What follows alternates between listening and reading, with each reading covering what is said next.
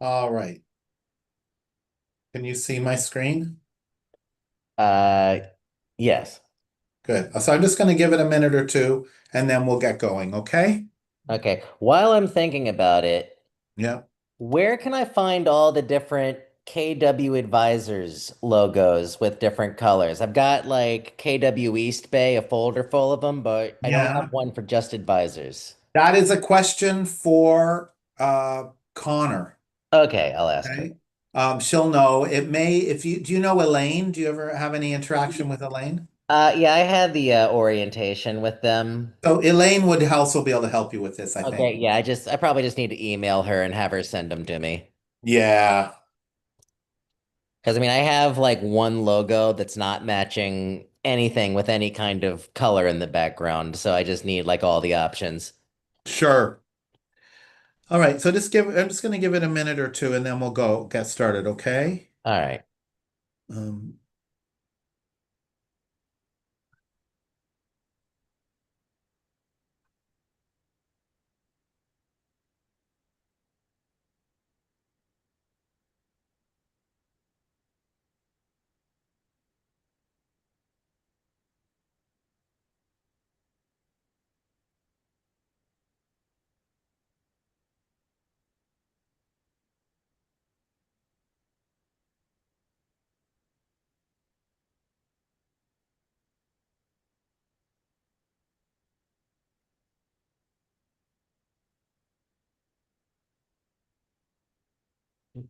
Do,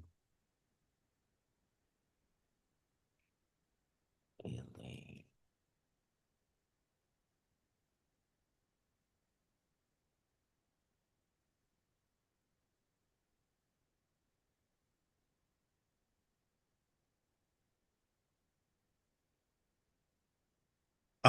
okay. Well, if others join us, Riley, they'll join us, but it's just going to be you and me, at least for now. All right. So this is a class on time management. So what I wanted to talk to about today was what it's like for us as real estate agents to have to deal with manage time, and what it means to be successful in managing time.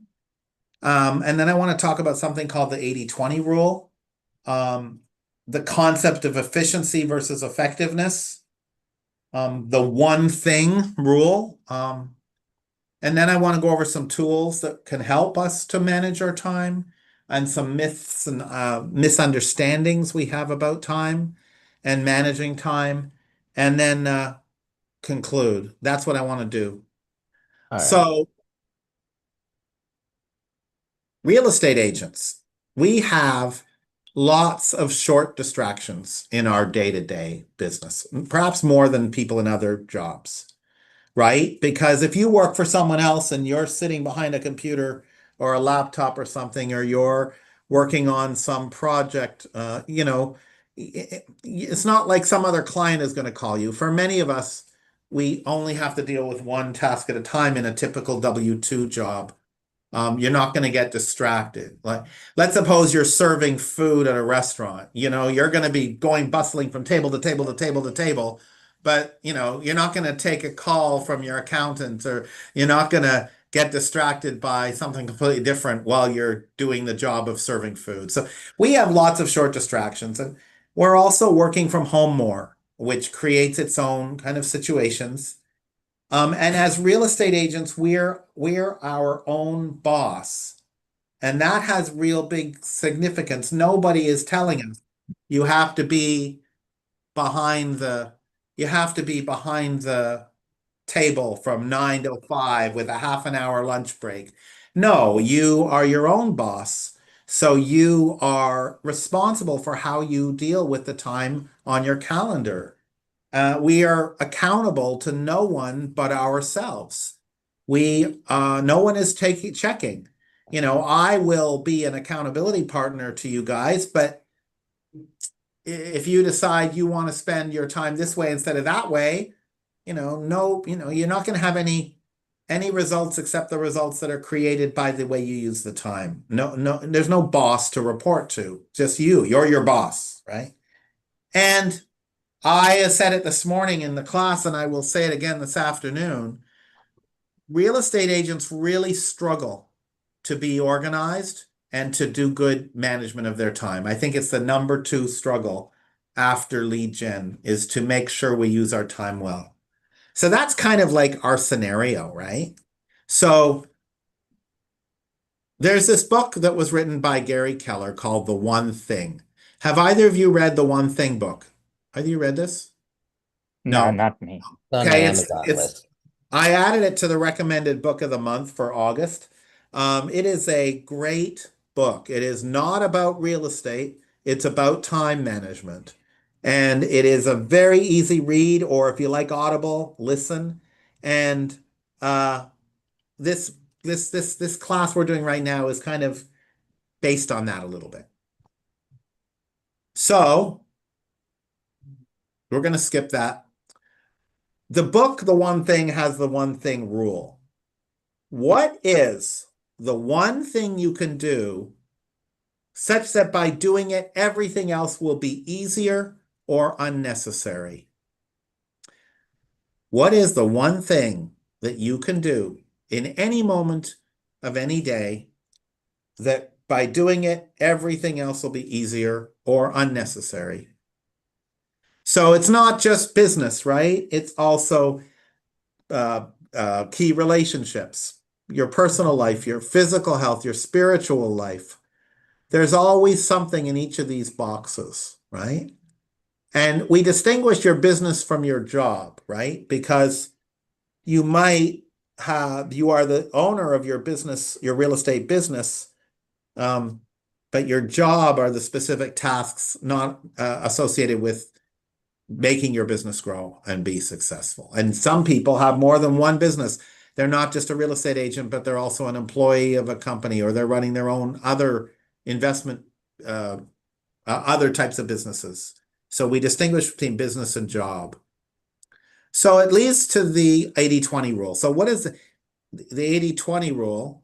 Oh, did I miss a slide? No, I guess not. Then there's the 80-20 rule. The 80-20 rule says that 20% of our effort results in 80% of the outcomes. 80% of our outcomes, 80% of what happens is guided by only 20% of what we do. That's the rule. And so that has some pretty huge implications. I mean, just looking at this, why would we spend time in the 80% of effort if it only is going to give us 20% results? Right? So what is our 20% work?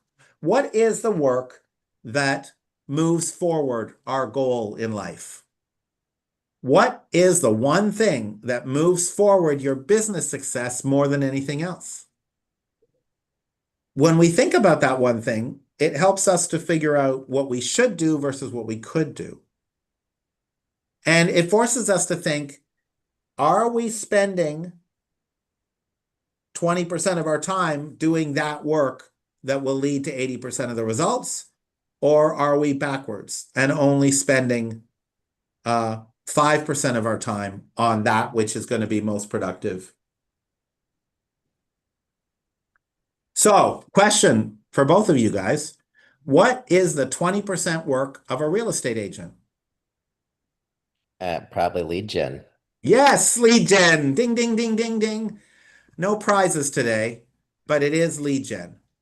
So, when we think about the time we spend doing lead gen versus the time we spend doing everything else, for everything else, we want to be efficient. We want to get it done fast and smart. We don't need perfection. Okay? A typical example of where perfection slows us up is for Instagram making that perfect reel and re-recording it and re-recording it and re-recording it until it's perfect. Or spending 3 hours on a CMA, a market analysis, or working on a Canva postcard or flyer for hours and hours and hours. So we want to be efficient with that type of work. Effectiveness is your 20% work. And to be effective, you need to be micro-focused on it. You want to focus on it when you're doing it and consider it a must to do every day, which is the lead gen. So the typical person in real estate is spending that in is on the left-hand side. Only a small portion of their day uh, is where we want it to be. But what if you did 50% of your day doing lead gen? That would be like nearly 20 hours a week, right? 4 hours a day times 5 days a week. That's 20 hours a week of lead gen. That would be really drive your business more.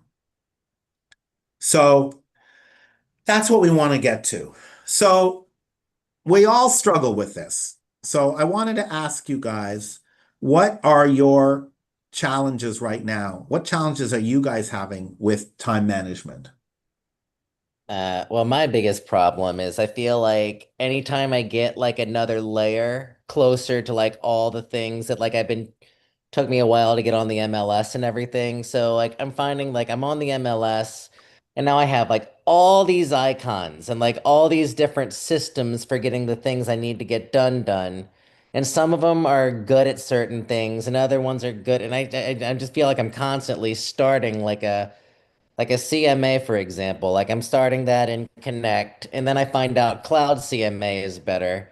So I start doing it in there, but then I run into, I'm still just I'm just being dragged between apps and systems, really, is my biggest problem.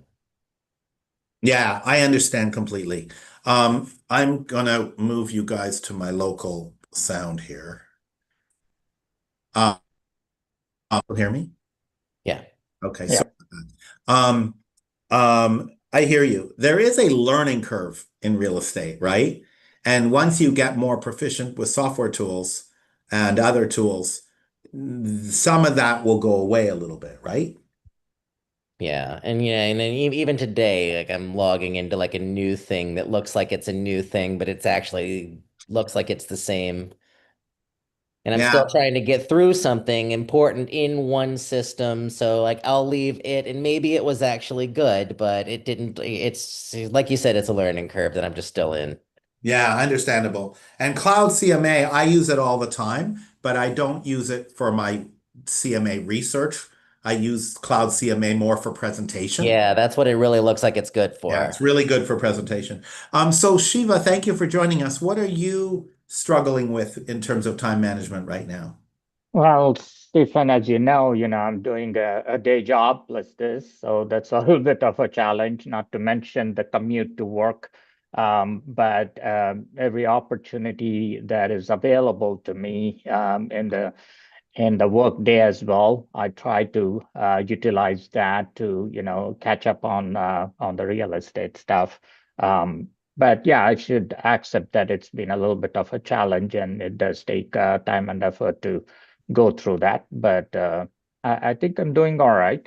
Um, Yeah, yeah. I mean, I think we need to be honest and expect that our first few months in real estate are going to be, what happens in when we start a new job, a new career, a new modality, is it's always going to be a little overwhelming, or if not mhm. overwhelming, certainly very intense until Yeah. you sort of get used to your new environment, your new working Hmm. spaces, your new work environment, your new tools, your new systems. And Yeah. so but what happens is that we start out with a poor foundation. And I want to talk a little bit next about how to improve the foundation of your time management. So there are some tools for this. So I want to talk a little bit about calendars. I want to talk about the 135 and 411, which you may have seen already. I want to talk about there are apps that help you to develop habits. So let's suppose you're committed to doing an hour of lead gen every day. You can track that you actually spend the hour doing it using one of these phone apps, right? Cell phone apps.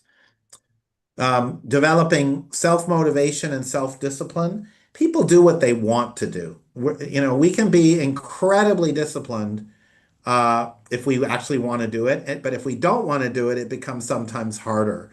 And sometimes we only do things because we have to do them. Like when we think about the job where we're working for someone else, we go in every single day. We get up every morning. We prepare ourselves. We go into the office for 8:30 or 9 o'clock because we know we have to. or else we'll lose our job, right? But when you are having to do it for yourself to build a real estate career, it's much harder, right? So how do we motivate and create self-discipline?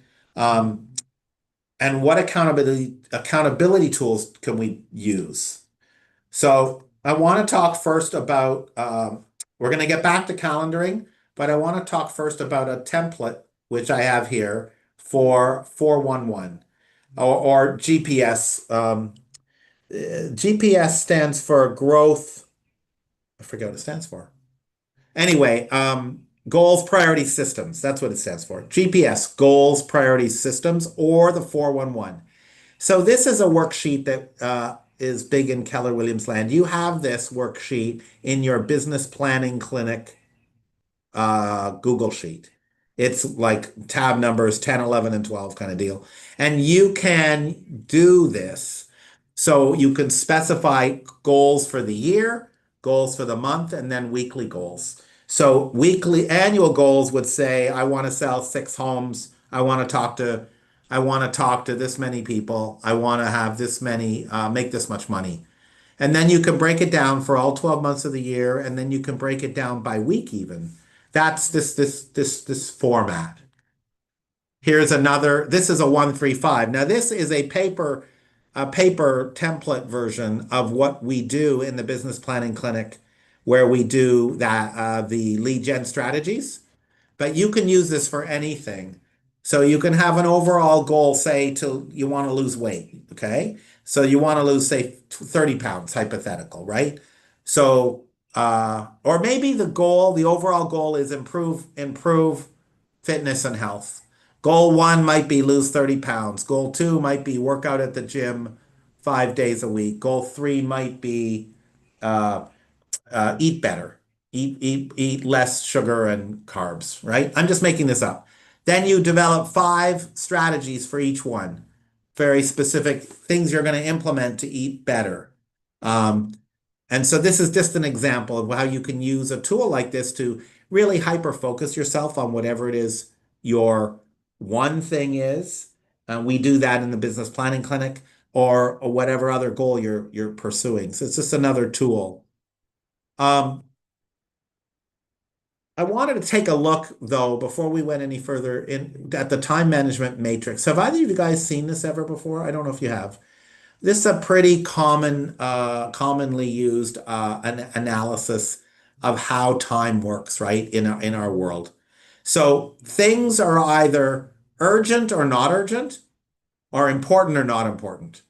So the yellow box is emergencies, crises, pressing problems, deadlines, last minute things. If you have to be at the airport to catch your flight, your time management gets really focused in that last 2 hours, right? Urgent and important. Then there is not important, but urgent.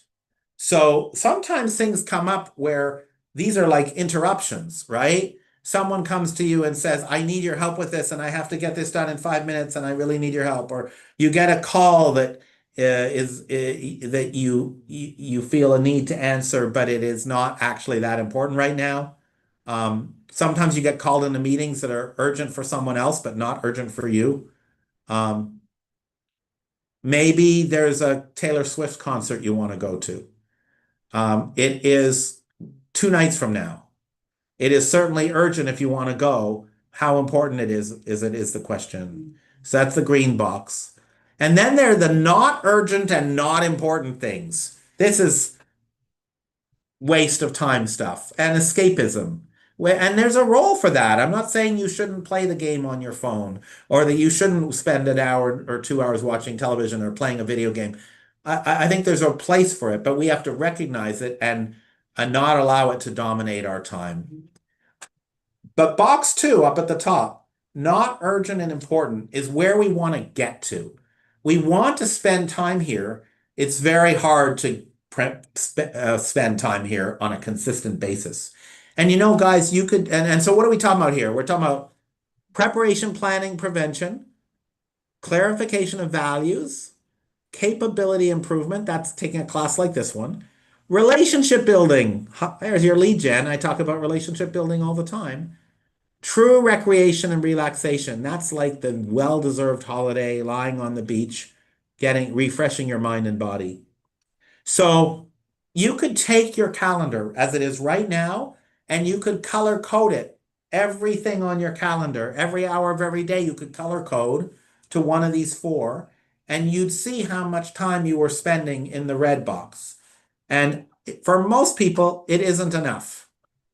It just isn't enough, right? Remember, we want to get to half of our time in the red box. If we go back to, let's just go back. We want to spend half of our time in the red. Any questions about this chart? No. Okay, so we're going to talk about calendaring right now. And what I want to ask you is, let's suppose you were starting with a completely blank slate, nothing on your calendar at all. What should come first? Lead gen. You'd think so, but no. Shiva, do you have a guess? What should be the first thing on your blank calendar? You're muted.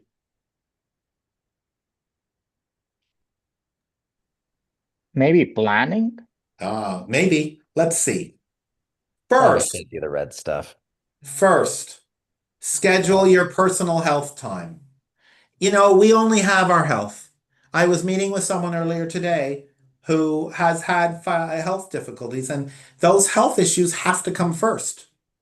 They just have Yeah. to. We only get one body, as so far as we know. In this realm, we have one body, one life. Yeah, so Okay? I was Yeah. kind of like answering, assuming all of that stuff was already. Yeah, So, but okay, all right. sometimes you have to put it on your calendar. That's my point. If you don't make time for Yeah. it, it may not even happen. I Maybe saw that it's on the gold automatic thing for on the you, but screen today. it isn't automatic for everybody. Okay. Number two, it is very important to rest your mind and your body. It is biblical. Day of rest, right?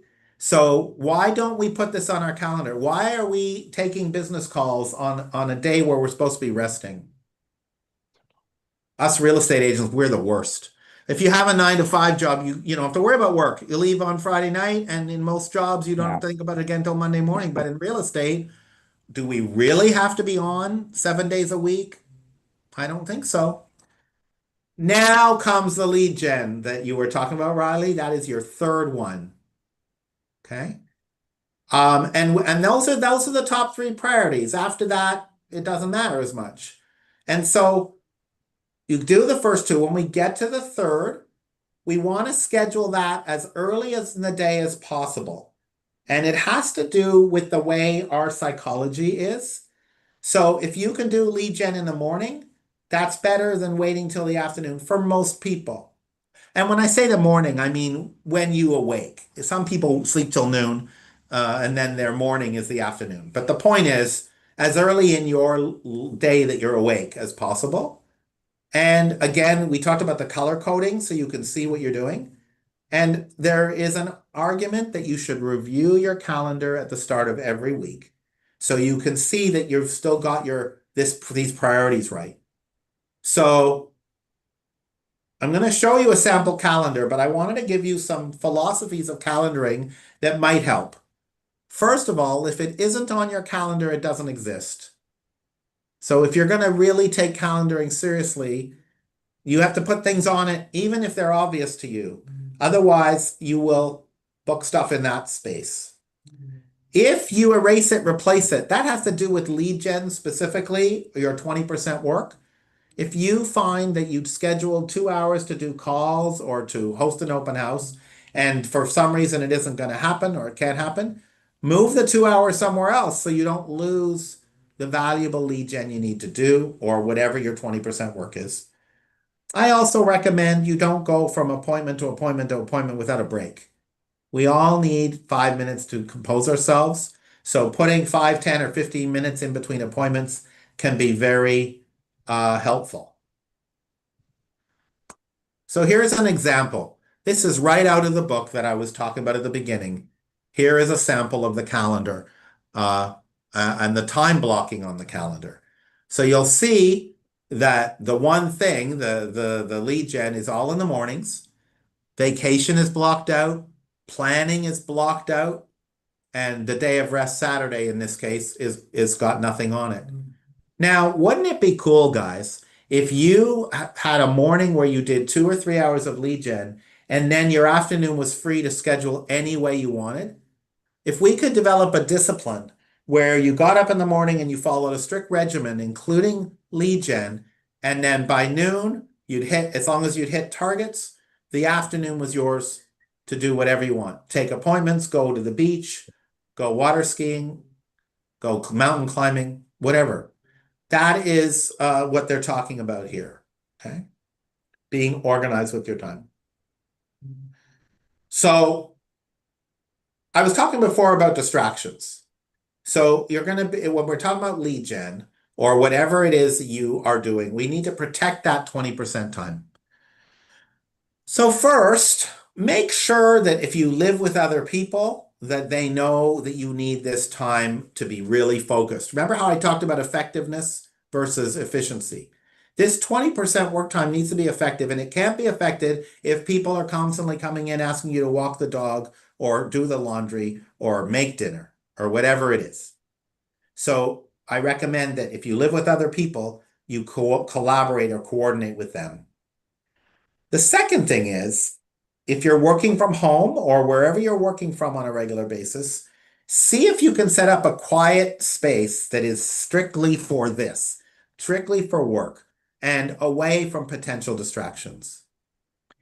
If you're working from home, what would it look like if you dressed for work each morning before you went to the laptop, before you went to your desk? There is something psychological about getting dressed up and going to work, even if you're just moving from the bedroom to the living room or the dining room. Okay. And another thing about working from home or even anything, even if you're not working from home, is to try to start work at the same time each day. Remember, you guys control this. It is not me, or there's no one boss telling you in real estate that you have to start every day at the same time, but it creates discipline. It creates a habit, or it helps you to get into a habitual use of your time. What if you were to turn off all phone notifications during this time? What if you were to program your phone with some sort of, they have all these great programming tools now with the latest phones, so you can do very custom distraction avoidance with your phone. What if you use that so that you could do your lead gen without worrying about seeing a news alert or seeing any kind of alert about from social media about something you just have to see, right? How avoid non-essential emails and texts. Now, how do you avoid non-essential emails and texts when you're texting or when you're emailing? It takes a lot of discipline, right? So one of the things that I did very many years ago is I created one email for real estate and a completely separate email for everything, all my vendors, anything I bought anywhere, anything I signed up for. So I have some separation of my personal and professional, and that really helps. Okay, you can do lots of email addresses. Create a supportive physical environment. So if you are working from the same spot in your apartment or your house every day as your main place, you want that environment to support the focus. So if your environment has all kinds of stuff lying all over the place, unread mail, unpaid bills, other things that you want to look at but you don't have time right now, it creates an environment of, oh, I want to get to that, oh, I want to get to this, and that can be very distracting. So if you can keep your workspace free of clutter and obvious other projects that you want to work on, that can really be helpful. Depending on where you work, you can advertise that you should not be bothered. I'll show you that next. As real estate agents, we really struggle with the no word. We really, really struggle with this. We want to help everybody. Yes, of course I can help you. Sure, I'm happy to help you. you need to learn, we need to learn as agents how to say no, or at least not now, to all the interruptions we get from maybe our colleagues.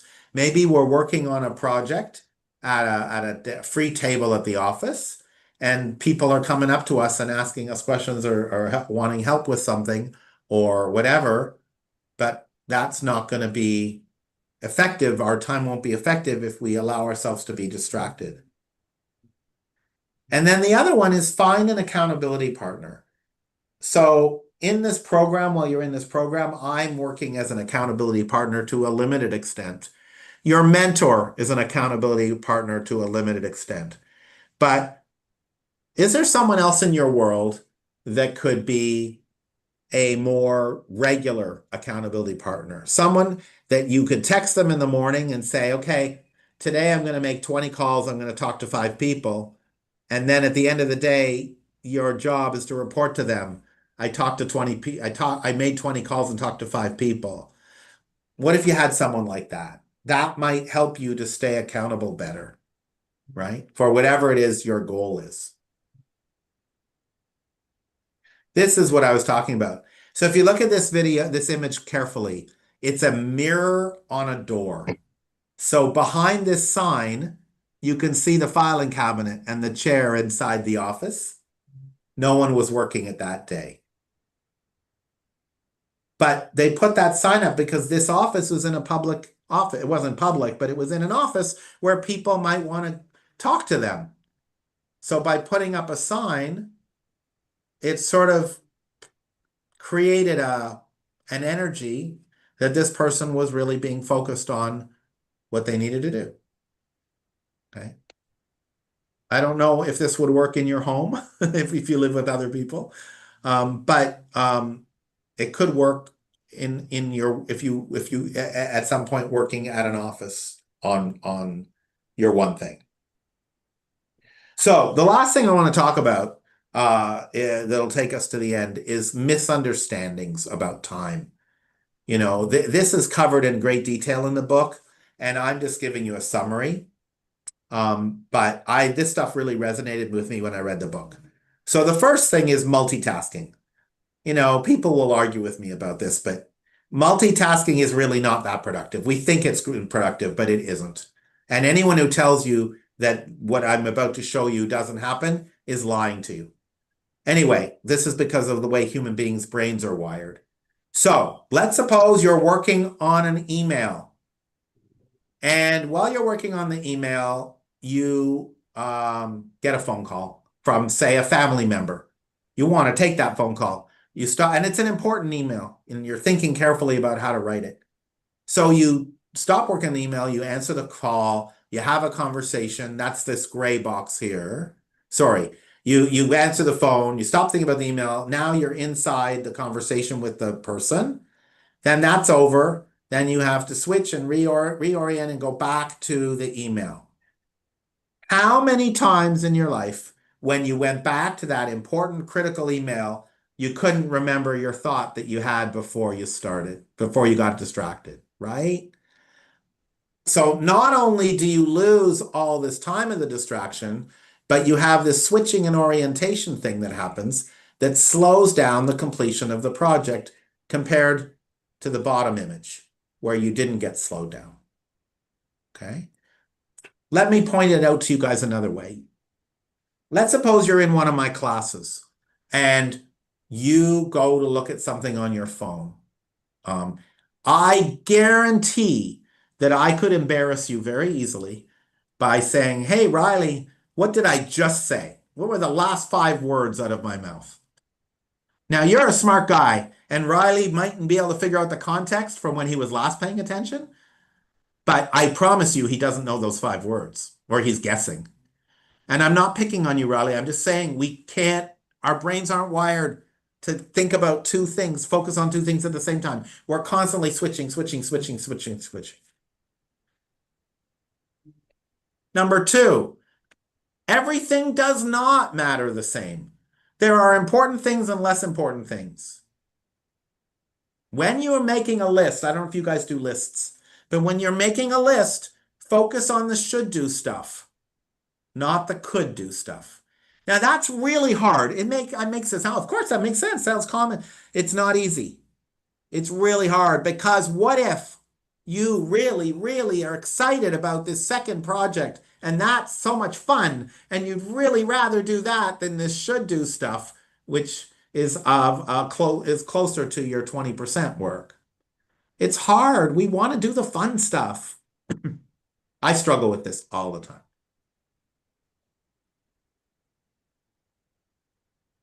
Studies show that it takes 66 days to form a habit. Really? I 'Cause know, I've always right? heard, no, I've heard a lot about that, but I always heard it was 30, like half of Well, that. this is from this book. You can go into the book and Okay. review it. I encourage you to read the book. But that's what the book says, and it had some references to studies. 66 days, that's 2 months, more than 2 months. My God. But the good news is, once you do form a habit, it doesn't take as much energy to keep in the habit. I give you a good example.